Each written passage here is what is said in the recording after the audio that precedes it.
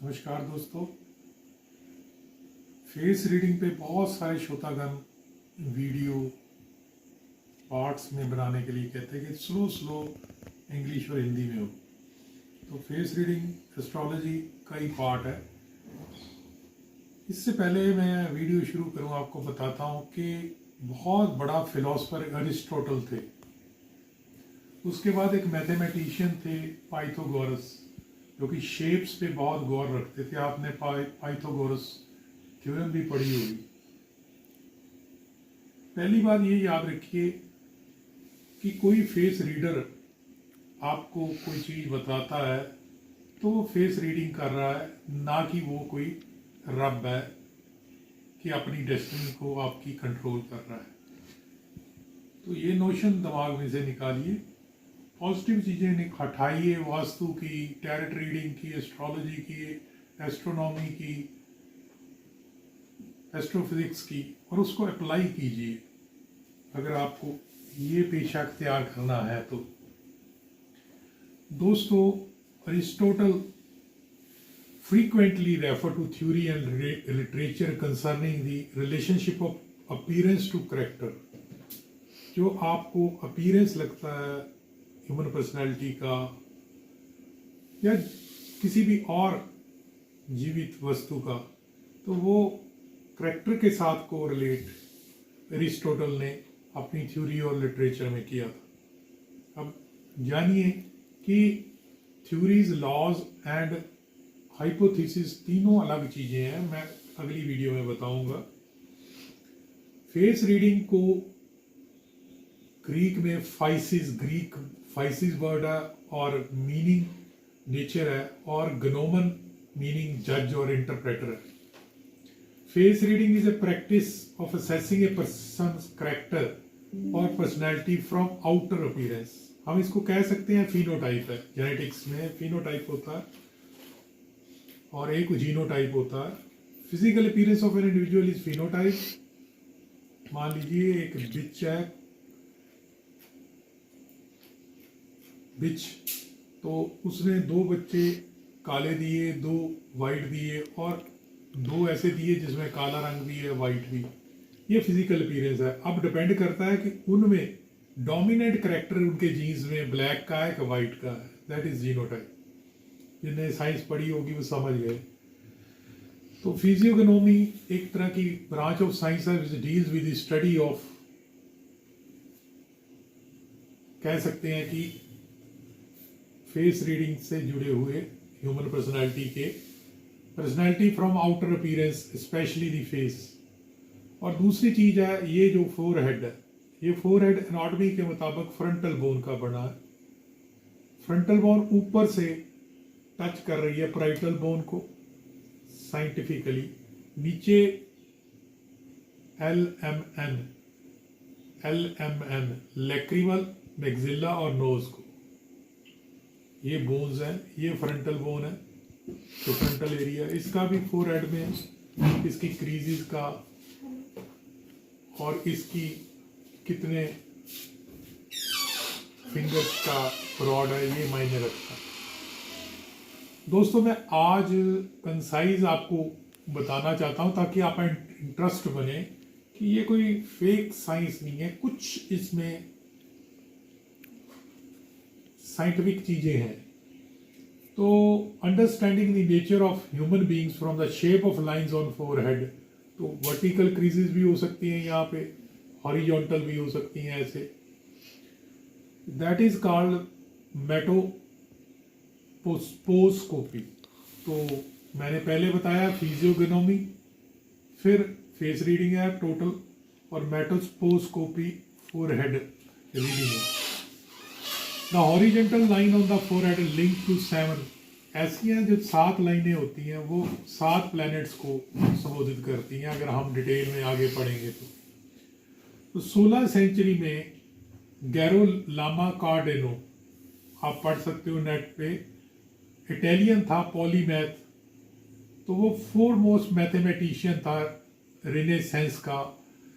His work with मेटोस्कोपिया, उन्होंने एक book लिखी जिसमें 800 फोरहेड 800 बंदों के फोरहेड ये वाले पोर्शन की इनग्रेविंग्स थी, और वो 1558 में लिखी गई और मेरे ख्याल से 1658 में 100 साल बाद उसके मरने के बाद वो पब्लिश हुई।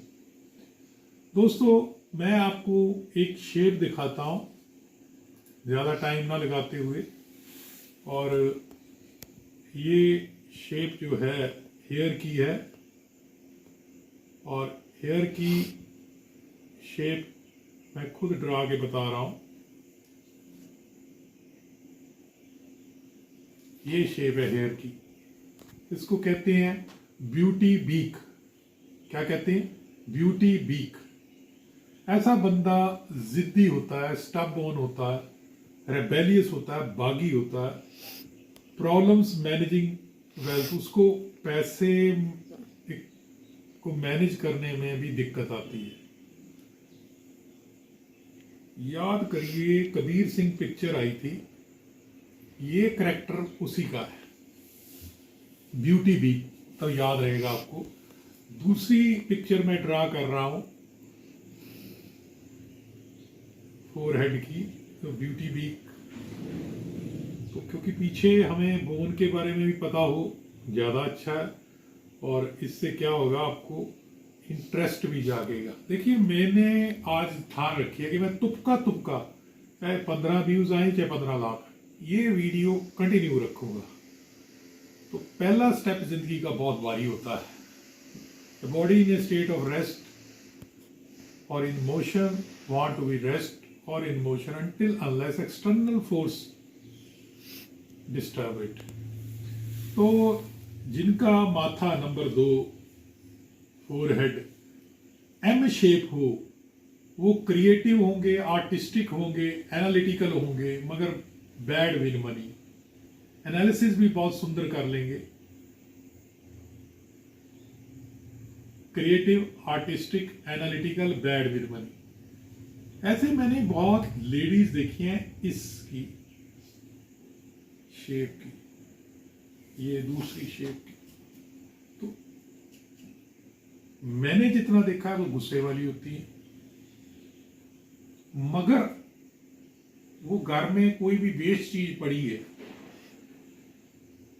फेंकने वाली है, उसकी कोई बैंगल बना देंगे, कोई नाइट लैम्प बना देंगे। तो क्रिएटिव का मतलब यही नहीं कि बंदा पोइट्री लिख रहा है, पेंटिंग कर रहा है, ये क्रिएटिव वर्क है। कि आप आओगे आप हैरान हो जाओगे। मूंगफली के दाने बच्चों ने जमीन पे फेंक दिए, तो उन्होंने एक गुब्बारा फैलाया और मूंगफली के दानों को, जो मूंगफली का छिलन है, उसको उसके ऊपर चिपका दिया और गुब्बारे को फोड़ दिया। वो पूरे का पूरा एक लैंप बन गया। तो ऐसा आर्टिस्टिक चीज है, ये वाला है एम शेप वाला। अब आते हैं स्क्वायर फोरहेड, जिसको चतुर्भुज भी कहते हैं, क्योंकि पंजाबी हिंदी में भी हमें अनुवाद आना चाहिए। स्क्वायर फोरहेड,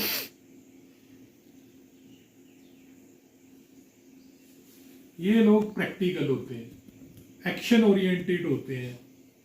अगर प्रैक्टिकल कोई बंदा है, इमोशन नहीं होगी।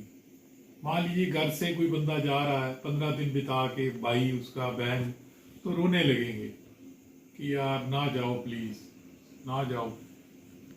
तो स्क्वायर फोरहेड ये प्रैक्टिकल, एक्शन ओरिएंटेड है, डिपेंडेड अपॉन। अब ध्यान से सुनिए, मैंने उसके ऑपोजिट बात कही है, इमोशनल नहीं होते। ये उसका भाई बहन जा रहा है तो वो उसको नहीं रोकेंगे। तो स्क्वायर फोरहेड वाला प्रैक्टिकल है, वो ये देखेगा कि मेरे को कितना मुनाफा है इसमें। मैंने उल्ट कह दिया पहले। तो वो दुनियावी में मटेरियलिस्टिक कह सकते हैं, हो सकते हैं। वो इमोशन को प्रायोरिटी नहीं देते, इमोशनल होते हैं, उसको पहल नहीं देते। अब आते हैं चौथा जो है फोर्थ, हालांकि बहुत फेसेस रीड करने हमारे को। तो दोस्तों जो चौथा नंबर पे है, वाइड फोरहेड होता है।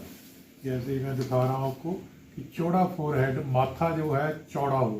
तो ऐसे लोग इंटेलिजेंट होते हैं, सक्सेसफुल होते हैं, और उनमें गुद्दा होता है कुछ करने का, पोटेंशियल टू डू वेल।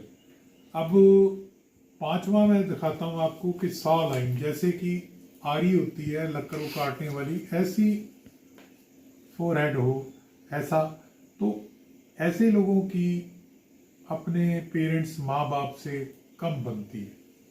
तो दोस्तों ऐसे ही वीडियो के कंटेक्स्ट में काफ़ी लंबी बातचीत हो जाएगी, तो छोटी छोटी वीडियोस बनाऊंगा। अरिस्टोटल जी, अरस्तु जी कहते थे कि घटनाएं जब घटित होती हैं एक आवश्यकता होती है, लेकिन उनमें ने कहा कि हर आवश्यक और अनावश्यक घटना अंत वास्तविकता में घटित नहीं होती। जो होता है या नहीं होता वो आंशिक रूप से हमारी स्वतंत्र इच्छा या आत्मनिर्णय से जुड़ा हो सकता है। उत्कृष्टता कभी असामयिक नहीं होती। Does Aristotle believe in destiny? तो इसका आंसर बड़ा सुंदर दिया है। Aristotle agreed that events what when they happen are necessity, but he added that not every necessary और unnecessary event eventually play out in actually. What happens or does not happen can be tied in a part to our free will or self-determination. Excellence is never an accident. तो दोस्तों अच्छा लगा, like करना, subscribe करना और share करना। धन्यवाद।